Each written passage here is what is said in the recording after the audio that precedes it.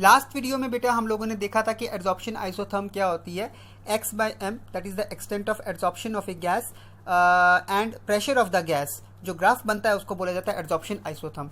आज हम लोग बात करेंगे एक वेरी इंपॉर्टेंट एड्जॉर्प्शन आइसोथर्म के बारे में, that is the Freundlich. Freundlich scientist का नाम है, ठीक है। फ्रेंडलिच ने कहते एक एड्जॉर्प्शन आइसोथर्म दी थी, वेरी वेरी वेरी इंपॉर्टेंट। तो स्टार्ट करते हैं। The variation of extent of adsorption x by m with pressure, मतलब कि गैस के प्रेशर को इंक्रीज या डिक्रीज करने के साथ हमारी जो एड्जॉर्प्शन है गैस की, जिसको x बाय m हम लोग बोल रहे हैं, एक पर्टिकुलर टेम्परेचर के ऊपर मैथमेटिकली फ्रेंडलिच ने 1909 भी दी थी। फ्रॉम द एड्जॉर्प्शन आइसोथर्म से फॉलोइंग ऑब्जर्वेशंस हम लोगों को देखने को मिली। मतलब फ्रेंडलिच ने अपने हिसाब से उस ग्राफ के हिसाब से अपनी कहते कुछ जनरलाइजेशंस बनाई और अपने हिसाब से उसने कुछ फॉर्मूला दिया। पहला 3 केस आएंगे यहाँ पे। पहला है एट लो प्रेशर, जब प्रेशर कम था तो वहाँ पे हमारे पास जो ग्राफ था वो ऑलमोस्ट सीधा था, स्ट्रेट लाइन था, जिसका मतलब ये था कि x बाय m जो है वो प्रेशर के बिल्कुल डायरेक्टली प्रोपोर्शनल है, और उस चीज़ को उसने एक्सप्रेस किया x by m is directly proportional to m। x by m directly proportional के निशान की जगह आ जाएगा इज इक्वल टू और लग जाएगा Kp। ये होगी इक्वेशन नंबर 1। मतलब कि ये पहला केस था जब गैस का प्रेशर लो था। दूसरा केस था जब गैस का प्रेशर इंक्रीज हो गया तो जो ग्राफ था वो ऑलमोस्ट कांस्टेंट हो गया, जिसका मतलब ये था कि x बाय m जो है अब प्रेशर के ऊपर डिपेंड नहीं कर रहा है, उसके ऊपर इंडिपेंडेंट है।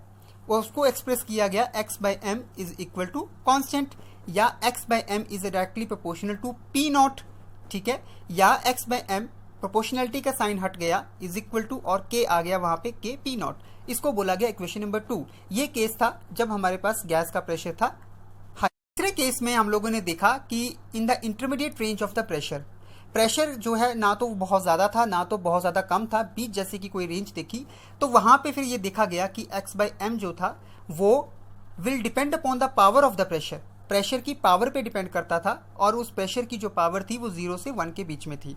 मतलब कि फ्रैक्शनल पावर ऑफ प्रेशर की फ्रैक्शनल पावर्स में, यानी कि रेंज हो सकती थी 0.1 to 0.5, और उसको एक्सप्रेस किया गया x by m is directly proportional to P 1 by n raise to power 1 by n। यहाँ पे प्रोपोर्शनलिटी का साइन हट गया, x by m is equal to k आ गया P 1 बाय n। ये आ गई क्वेश्चन नंबर 3, जहाँ पे ये स्मॉल n जो है वो कोई भी होल नंबर हो सकता है 0 को छोड़ के, और डिपेंड करता है कि किस प्रकार का एड्जॉर्बेट और एड्जॉर्बेंट आप लोगों ने लिया है। ये जो ऊपर वाला रिलेशन आपके पास आया है इक्वेशन नंबर 3 का, इसको कहा गया फ्रेंडलिच एड्जॉर्प्शन आइसोथर्म, और इसी चीज़ को हम लोगों ने ग्राफ की मदद से भी दिखाया गया है। Let's see the graph. देखिए बेटा, ये आपके पास है प्रेशर, ये है x बाय m। यहाँ पे देखिए ये है आपका लो प्रेशर। जब आपका प्रेशर बहुत कम था तो आपके पास x बाय m की वैल्यू इतनी आई। जब आपका प्रेशर जो था इंटरमीडिएट था तो m की वैल्यू फ्रैक्शंस में आई, और जब आपका प्रेशर जो था वो मैक्सिमम था यानी कि सैचुरेशन प्रेशर पे, तो आपके पास x बाय m की वैल्यू ये आई। तो इस प्रकार से ये ग्राफ हमारा adsorption isotherm, Freundlich adsorption isotherm का था। Calculation of K and N of adsorption isotherm. अब इस इक्वेशन से जो फ्रेंडलिच की एड्जॉर्प्शन आइसोथर्म आई है वहाँ से हम लोग K और N की वैल्यू कैलकुलेट कर सकते हैं। अब हमने क्या करना है, जो क्वेश्चन नंबर 3 हमारे पास आई थी जो कि फ्रेंडलिच एड्जॉर्प्शन आइसोथर्म थी, उसके दोनों साइड लॉग लेंगे, that is the log x by m is equal to log K plus 1 by n log P।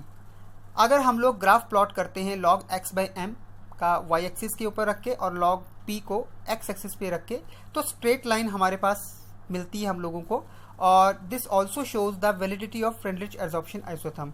और ये स्ट्रेट लाइन हम लोगों को इंडिकेट करती है, बताती है कि हमारी फ्रेंडलिच एड्जॉर्प्शन आइसोथर्म बिल्कुल वैलिड है, सही है, ठीक है।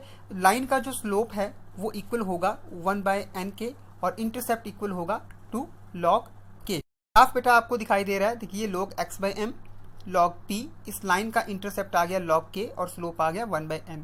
तो इस प्रकार से हम लोगों ने देखा कि किस प्रकार से फ्रेंडलिच ने 3 डिफरेंट प्रेशर की रेंज के ऊपर, high pressure, intermediate pressure and low pressure के ऊपर x बाय m और प्रेशर ऑफ द गैस के बीच में एक रिलेशन दिया, तीनों को कंबाइन किया गया और हमारे पास फ्रेंडलिच एड्जॉर्प्शन आइसोथर्म आ गई। तो मुझे लगता है स्टूडेंट्स की तरफ आपको ये क्लियर हो गया कि फ्रेंडलिच एड्जॉर्प्शन आइसोथर्म क्या थी। थैंक यू बेटा।